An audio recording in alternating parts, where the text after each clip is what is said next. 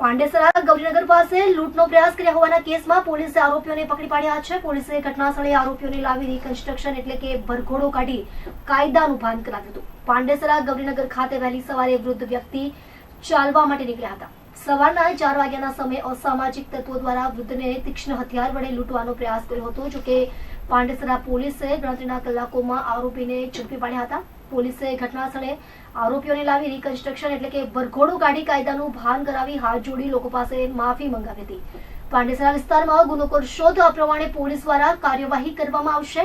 Pandesara police inspector PI Chavda દ્વારા ગુના કરતા સામાજિક તત્વોને મેસેજ કાયદામાં રહેશો તો ફાયદામાં રહેશો.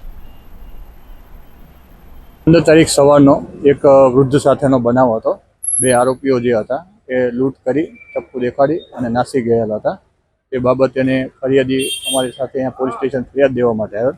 એની ફરિયાદ લેવામાં આવેલ અને તેની બાબતે કાયદેસરની કાર્યવાહી કરી આરોપીઓને સમય મર્યાદાની અંદર પકડી લેવામાં આવેલ છે અને અત્યારે એનું રિકન્સ્ટ્રક્શન કરવા માટે આવેલ છે.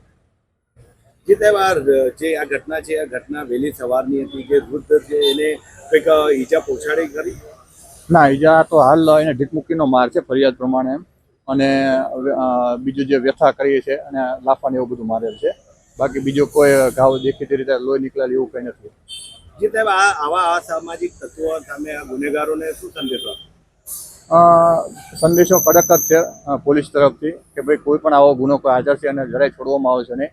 પૂરતા પુરાવા મેળવવામાં આવશે, ચાર્જશીટ કરવામાં આવશે અને નામદાર કોર્ટમાં રજૂ કરવામાં આવશે.